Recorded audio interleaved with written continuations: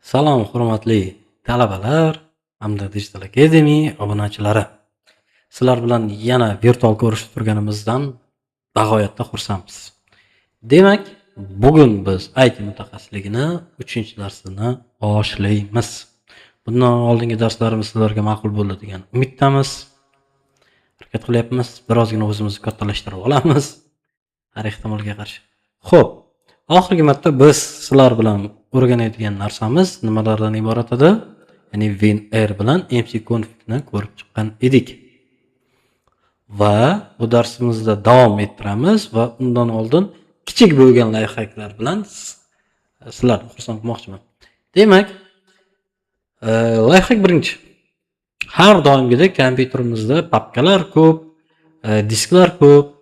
Internetdan biron bir ma'lumotni ko'chirib olganmiz yoki fleshka orqali yuklab olganmiz, bir faylni ustida ish olib olganmiz va ma'lum bir vaqtdan keyin uni qayerga saqlab qo'yganimiz esimizda yo'q.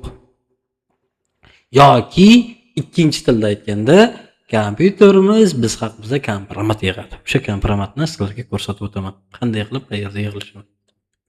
WinR Recent tugmasini bosdik. Okey. Komandani bosganimizdan so'ng biz bu yoqqa olib chiqdi. Hop, mana marhamat.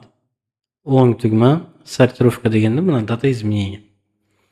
Ya'ni oxirgi marta ushbu kompyuterda ushbu foydalanuvchi nimalarni ochib ko'rganligi haqida to'liq ma'lumotga ega bo'lasiz.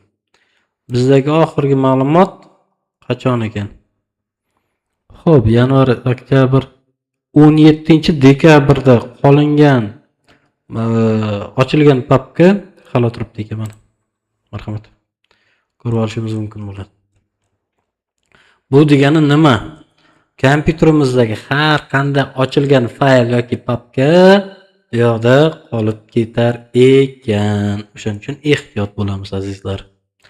Ham bizga do'st, ham bizga bir qaysidir ma'noda dushman degan bo'ladi. Keyingi lifehackimiz. Lifehack emas endi dasturlar ko'rib chiqamiz. Ko'pchilik aytadi, kompyutering buzilib qoldimi yoki sekin ishlayaptimi? Navbatdagi narsa sen uchun marhamat. WinR'ni bosib temp tozalab tashladik. Yo'q. Bekarlarni 5tasini aytdi. Tempda mana ikki xil temp bor hozir. Birinchi temp, oddiy temp mana e'tiborga oldik mana. Temp, oddiy temp. Oddiy temp foydalanuvchi, ya'ni men kompyuterimda ishlayotgan vaqtimdagi vaqtinchalik fayllarni olib qo'ydim. Bu nima degani? Word dasturida ishlayman. Telegram'im bor yoki Google Chrome'da ishlab boryapman. Ma'lum bir ma'lumotlar kirgizyapman, ma'lum bir ma'lumotlar olib boryapman va ma'lum bir dasturlarga o'zgartirish kirityapman. O'sha holatdagi fayllar tempda saqlanadi. Yoki 3D rendering bo'yicha shug'ullanyapsiz yoki koding bo'yicha shug'ullanyapsiz. Ya'ni koding deyilganda biz dasturchilar nazorat etyapman. Dasturchilik bilan shug'ullanyapsiz. Katta loyihalar bilan shug'ullanyapsiz. Temp tozaladingiz, loyihangiz uxladi degan narsa. Mana bu yerda. Birinchisi bu. Ikkinchisi xuddi shu, faqat foizli temp. Marhamat. Mana bekorga mana papkalar ABY emas, DBZ emas, FineReader Fonts emas, mana. Har bitta joyda har bitta papkani o'zini dastur bo'ladi hamda o'zini ishlar bo'ladi. Mana, marhamat mana. BlueStack tempda turibdi. Hali o'chirib tashlagandim, shuning uchun vaqtinchalik saqlanishda bu yerda turibdi. Buni boshqacha yo'nalishlari bor. Bundan oldik mana.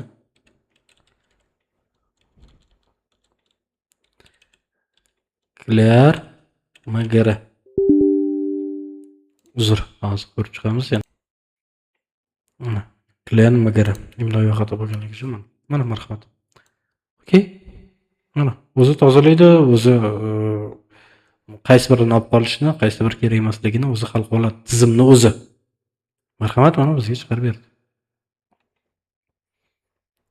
Qaysi kesh, qaysi nima, hammasi ma'lumotlarni bizga to'liq tozalab beryapti.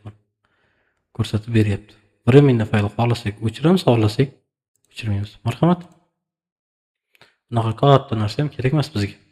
O'shaning uchun juda ham hushyor bo'linglar kompyuter bilan har qanaqa ma'lumotni o'chirishdan oldin uni ildizini, ya'ni nimaga bog'liqligini ko'rib chiqing. Meni oddiygina maslahatim mana shu.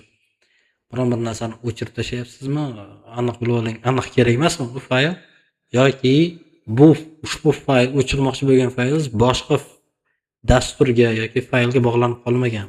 Shuni ko'rib chiqamiz. Ko'rib chiqing demoqchi. Demak ketdi. Bu narsa bo'lgunga qadar oxirgi mcconfig-ni yana davom ettiramiz.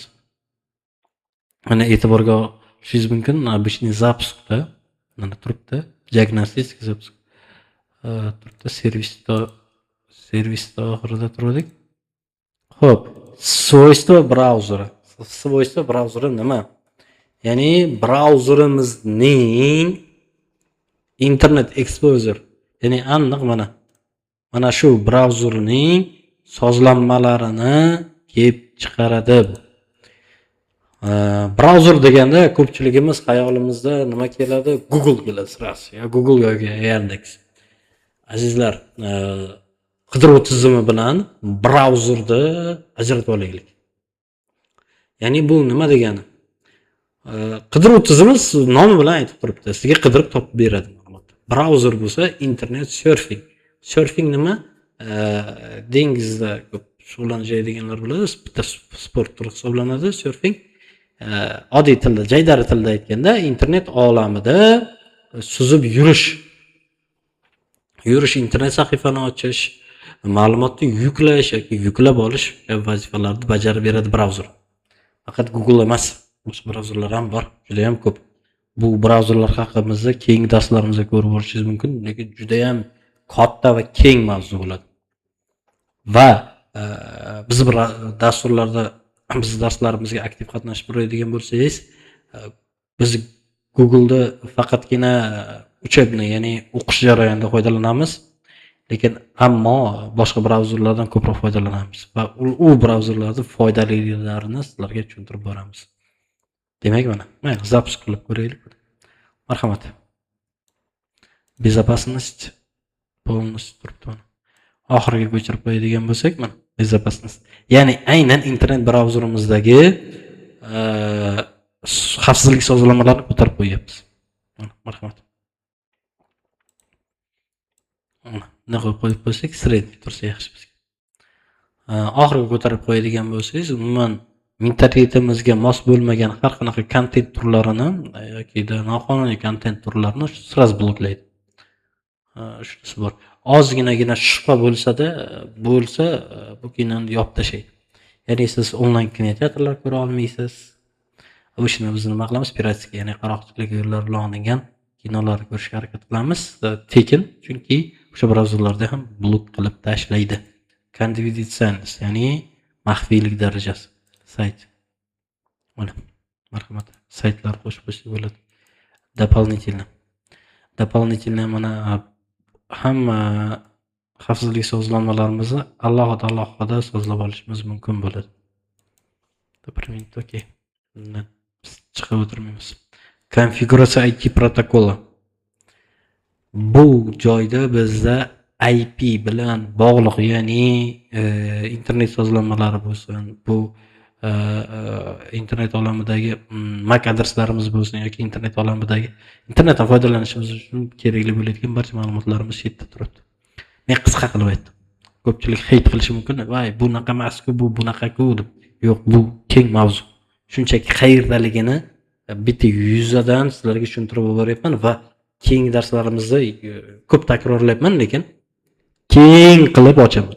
Hozir biz shunchaki IT mutaxassis kim va ular nima ish qiladi degan savolga javob topyapmiz. Xo'p, sistemli monitoring. Sistemli monitor. Tizim haqida to'laqonli ma'lumotga ega bo'lasiz. Bu narsaga sizga qachon yordam beradi deydigan bo'lsangiz, siz qachon 9 oyda bitirib IT mutaxassisligi bo'yicha ishga joylashsangiz, ya'ni akt xodimi bo'lsangiz. Akt xodimi nima?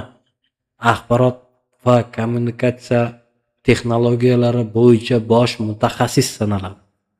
o'sha holatda yokida IT mutaxassis sifatida biron bir korxona tashkilotga kiradigan bo'lsangiz, bu narsa juda ham yordam beradi sizga.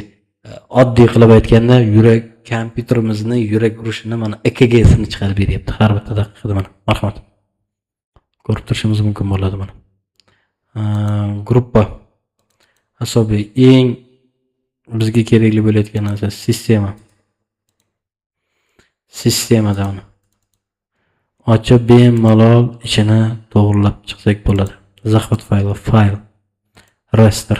Ya'ni biron bir raster degani biron bir o'zgartirish kirita olasam, BIOSni o'zgartirishimiz mumkin. Barcha tizimni hamda monitor ko'rishimiz mumkin, tizim haqida to'liq ma'lumotga ega bo'lishimiz mumkin. Mana отчет asobiy. Kompyuterimizda agarda biron bir hodisa bo'lib o'tgan bo'lsa, mana bizga ma'lumot berib turadi. Chiqib ketdik bu yerdan. Dispetcher zadaч. Buni o'tdik. Dispetcher zadaч nima? Qaysi holatlarga yordam beradi? Endi buni batafsilroq o'rganamiz, chunki kerak bu narsa.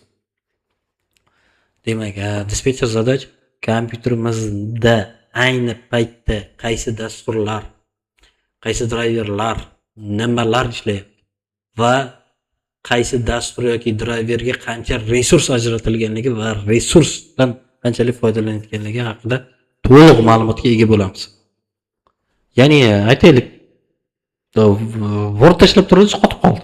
Yoki kino ko'rib tursangiz, mishka ishlayapti, kompyuter normal ishlayapti, faqatgina bitta dastur ishlamayapti. O'sha dasturni topasiz, mana aytaylik, mana AdGuard deylik. AdGuard dasturim qotib qoldi. Nima qilaman? Dasturda o'zi qotib qoldi, kompyuter emas, dasturda o'zi. Ustiga o'ng tugma, снять задачу. Bo'ldi, tizim ketadi. Va hamda e'tibor bering. Birinchi ustunda SP, sentralniy protsessor deydi. Ya'ni CPUmiz, protsessorimiz ushbu dastur necha foizini olyapti mana. Mana ApowerRec dasturi 15 dan 10% gacha olyapti ekan. Pamyat. Doimiy xotirada qanchalik joy egallab turibdi vaqtinchalik. O'zi dasturda o'zi egallab bo'lgan, o'rnatilayotganda, lekin uni ishlashi uchun ham yana S diskdan joy kerak. Yana vaqtinchalik foydalanish uchun joy olyapti. 390. Va diskka qanchalik ma'lumotni yozyapti. Chunki mana men har bir sekund o'tgan sari bu yerda bizni doimiy xotiraga ma'lumot yozilyapti, ya'ni o'zgartirish kiritilyapti. O'shaning uchun bunday ko'rsatyapti. Mana bu yerda turibmiz, mana. Ne ochdik? Служба antivirusniy programma deydi. Shubham bor mana shunda.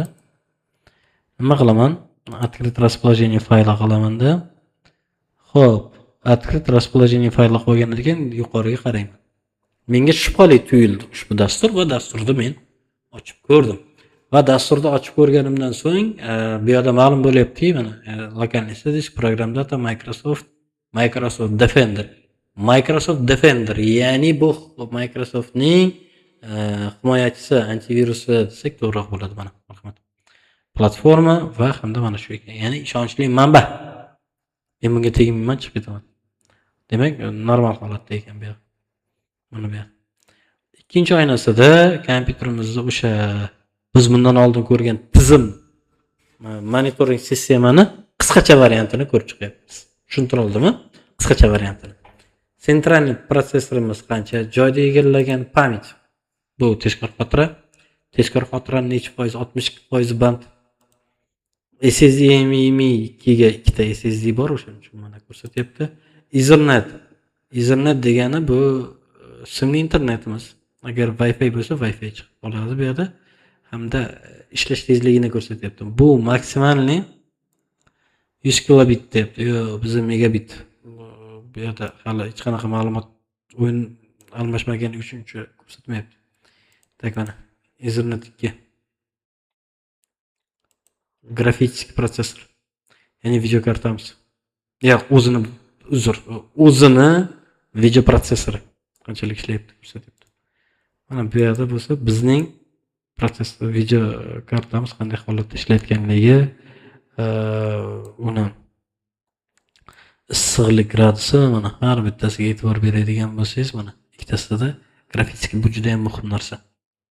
Bu juda ham muhim narsa. Agar kompyuterimizda stabil holatda ishlayotgan holatda bu 70-80 gradusdan yuqori bo'lib ketadigan bo'lsa, ya'ni siz o'yin o'ynamayapsiz, internetdan foydalanmayapsiz, umuman katta ish qilmayapsiz. O'shanda bu nima degani, buni kompyuterda profilaktika qilish kerak degani, changidan tozalash kerak degan. Demak, to'liq ko'rib chiqdik bundan. Demak, bu narsalarda menimcha yaxshigina tushunib oldik. Bundan keyin jurnal приложение qaysi dasturlar ishlagan yoki ishlab kelmoqda bizda mana to'liq. Avtozagruzkani biz to'liq ko'rib chiqdik. Foydalanuvchilar. Ayni paytda kompyuterimizdan qancha foydalanuvchi ochiq yoki ishlayotganligi haqida to'liq ma'lumotga ega bo'lishimiz mumkin bo'ladi. Xo'p, mana bu yerda dispetcher zadachini haqiqiy mana ayni paytda kompyuterimizda qancha tizim ishlayotganligi, qancha dastur ishlayotganligi, qanaqa nimalar ishlab turganligi haqida mana to'liq turibdi. O'ng tugma снять задача chiqarsak bo'ladi. Службы, xizmatlar. Qanaqa xizmatlarimiz? Demak, 4 ta mavzu ochilmagan qoldi. O'sha 4 ta mavzularni keyingi darslarimizda biz to'liq o'rganib chiqamiz. Imkon yo'q bu narsani. Ya'ni bitta darslikda 20 minut yoki 25 minut sig'dirish ozgina masala. Oz-ozdan har kuni berib boramiz. Ya'ni videolarimiz har kuni chiqib boradi. Videolarimiz o'tkazib yubormasligimiz uchun YouTube kanalimizga obuna bo'lib qo'ying, Telegram kanalimizga obuna bo'lib qo'ying. Mayli ko'ndirlaring, Instagram kanaliga ham obuna bo'lsalaring bo'ladi. Sog' va salomat bo'linglar. Bugungi darsimiz manzur bo'ldi degan umiddaman. Ko'rishguncha 4-darsimizda.